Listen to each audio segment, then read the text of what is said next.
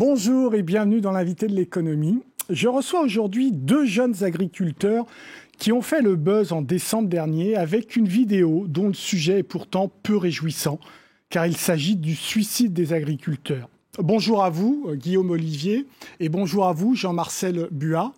Quel âge vous avez, chacun ? Alors je me présente, je m'appelle Guillaume Olivier, j'ai 22 ans, je suis agriculteur à Saint-Dizier, en polyculture, élevage, viande. Et vous, Jean-Marcel ?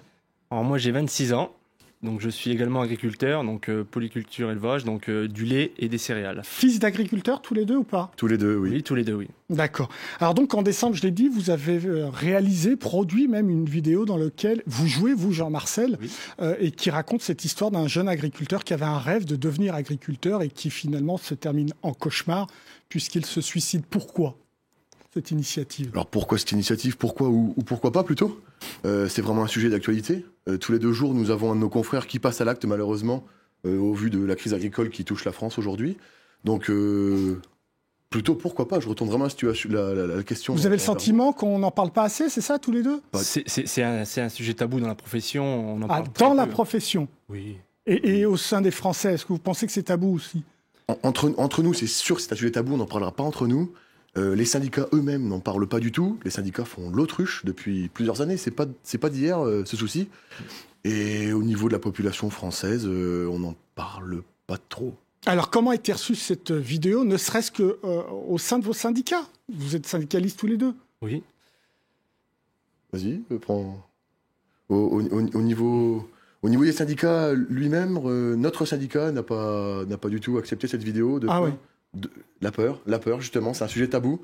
Ça fait peur. Après, à l'intérieur de notre profession, on a eu beaucoup de retours positifs. On se retrouve tous au bout d'un moment dans cette vidéo. Que ça soit sur le début, on a tous le même commencement, comme dans la vidéo. Que ça soit au niveau de la crise, donc ça dépendra des personnes, mais on aura tous un moment. C'est parce que ce sont des agriculteurs qui ont fait cette vidéo que ça a été encore moins bien reçu par votre profession ? Voilà, c'est un sujet tabou, on ne doit pas en parler. Alors, Parce qu'aujourd'hui, notre syndicat, pour pas cracher dessus, le syndicat à Paris nous dit il faut installer des jeunes, mais il ne faut pas. Voilà, faut pas faire la peur. promotion. Là, on fait peur. Bon, c'est un aspect, c'est la crise qui, aujourd'hui, depuis 2009 jusqu'à aujourd'hui, j'espère que dans les prochaines années, ça ira mieux. alors d'après la mutualité sociale agricole, on dit quoi ? C'est, vous l'avez dit, un agriculteur qui se suicide tous les 2 jours. Oui. Est-ce qu'on sait l'âge de ces agriculteurs qui se suicident ? Il n'y a pas d'âge. Pas exactement, non, c'est pas C'est à la fois des jeunes et... des moins jeunes, ouais. Il y a pas de, on n'a pas de chiffres. Pas de chiffres. Dans votre région, vous le sentez, le désespoir ? Oui. Et il s'exprime comment ? Oui. Donc, comme j'ai dit, on n'en parle pas entre nous, mais on sent il y a des trous dans les trésoreries. Il faut dire la vérité, on va tous voir le banquier pour demander un emprunt parce que on n'a plus rien et il faut bien relancer la nouvelle année. C'est au niveau semences, au niveau carburant, tout ce qui est intrant, tout ça. Aujourd'hui, on sent que on n'est pas heureux de notre métier, mais ça reste tabou, même à l'intérieur de la profession. Ça, c'est... Jean-Marcel, vous jouez l'agriculteur qui a ce rêve et qui se suicide.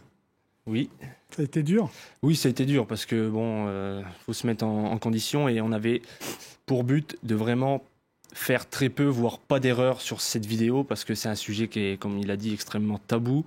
On voulait vraiment pas faire d'erreur, essayer d'emmener ça comme nous on le ressent au quotidien. On s'est pas entouré de conseillers.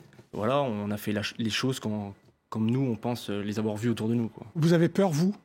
Pour vous ? Oui. Moi, oui.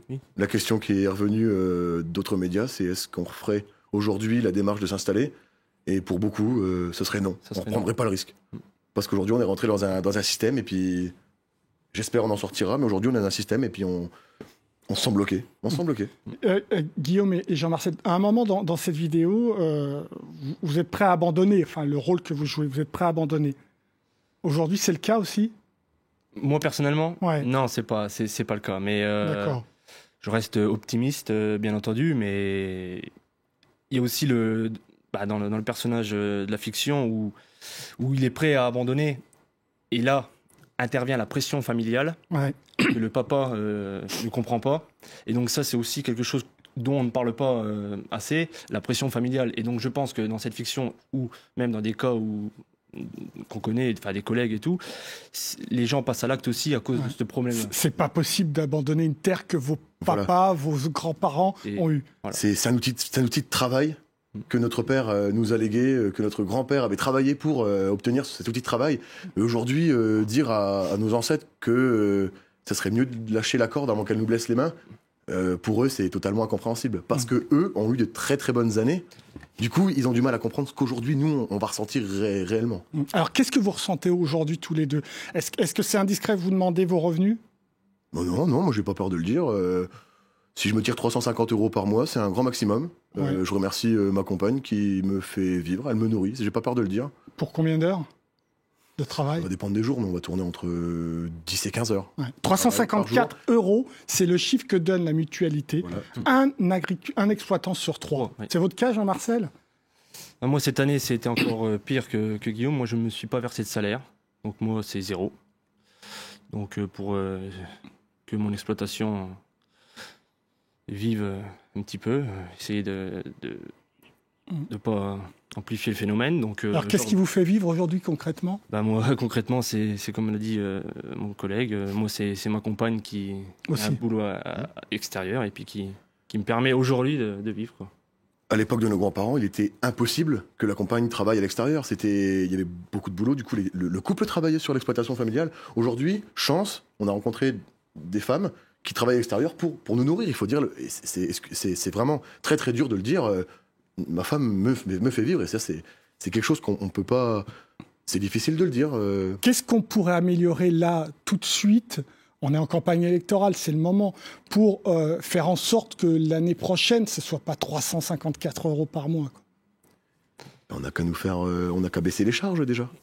On n'a qu'à baisser les charges, que ce soit au niveau des charges sociales. Aujourd'hui, on fait partie de l'Europe. L'Europe, il y a des disparités entre tous les pays. Le salarié de l'Europe de l'Est va travailler pour un quart du prix du salarié français. Donc pour l'exploitation qui a un salarié, c'est déjà pas possible. Après, au niveau des normes, on n'a pas du tout les mêmes normes, toujours avec l'Europe de l'Est et en France. Donc il y a des investissements qui sont de plus en plus lourds pour arriver à mettre ces normes en place, chose que l'Europe de l'Est n'a pas. Donc on n'est pas du tout compétitif. Oui, mais vous n'êtes pas plus fier de faire un produit de meilleure qualité ? C'est la réputation. On n'en est pas rémunéré. Donc pourquoi être fier de faire un produit de qualité si on n'en est pas rémunéré ? À ce compte-là, s'il faut faire de la merde pour être, parce qu'il faut dire le mot, pour être mieux rémunéré, moi, il n'y a pas de souci, je me lance demain. Jean-Marcel ? Non, moi, je comprends ce que tu dis. Moi, je vois un peu plus loin, donc j'espère que nos représentants syndicaux, donc le syndicat majoritaire, change de politique agricole. Aujourd'hui, dans un système productivisme, toujours à pousser. C'est le vieux système, hein. C'est le système qui est né après la guerre. C'est le système qui est né après la guerre et donc, Jean-Marcel, vous êtes attiré par le bio. Il a explosé cette année, en 2016. Les Français ont mis 7 milliards € de plus pour s'acheter du bio. Ça vous tente ? Question à double tranchant. Donc, il y a le bio pour les convictions. Il y a des gens qui se lancent dans le bio pour la conviction, pour le bien-être de tout le monde et tout. C'est vrai qu'il y a un marché. Pour le moment, je trouve, malgré les chiffres qui restent relativement petits, ce qu'on appelle un marché de niche, qui tente à se développer, certes. Par contre, il y a une autre facette aussi, c'est qu'il y a des agriculteurs qui se tournent vers cette agriculture-là pour diminuer les charges, parce que dans leur situation, ils en ont déjà. Donc, si vous voulez, c'est un peu... ils basculent là pour que l'exploitation vivote encore un peu, mais c'est quand même pas bon signe. Hein. Et Guillaume, ça vous tente ? Moi, pas du tout, mais c'est comme Jean-Marcel l'a dit, c'est une solution s'il y a autant de demandes que de production. Aujourd'hui, des gens se lancent comme ça, par conviction ou non, il y aura plus de production que de demande, donc on va recommencer à refaire le même modèle que l'agriculture traditionnelle. Alors Guillaume, Jean-Marcel, vous êtes jeune.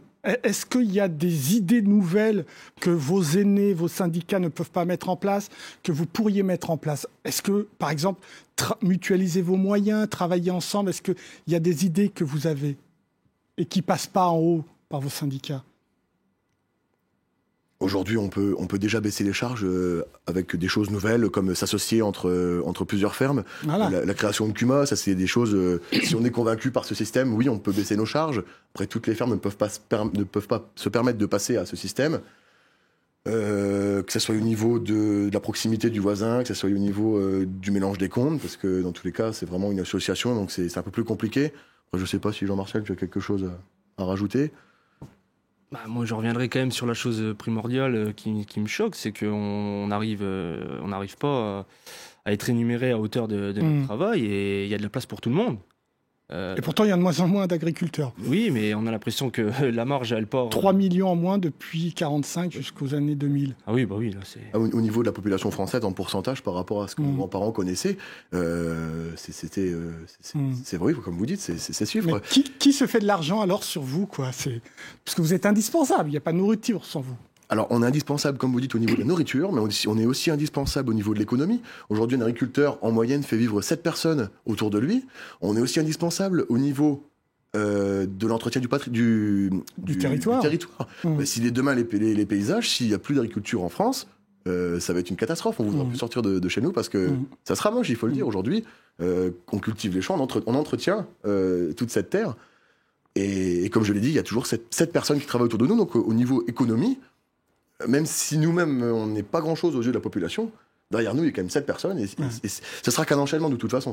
Alors, Guillaume Olivier et Jean-Marcel Buat, qu'est-ce que vous attendez des candidats et de cette campagne présidentielle? Tout d'abord, on attend déjà qu'ils parlent de nous, parce que là, on a vraiment l'impression d'être oubliés au fond de nos campagnes. Donc, trouver des solutions et vraiment nous faire monter une marche sur le petit escalier sur lequel nous sommes. Jean-Marcel?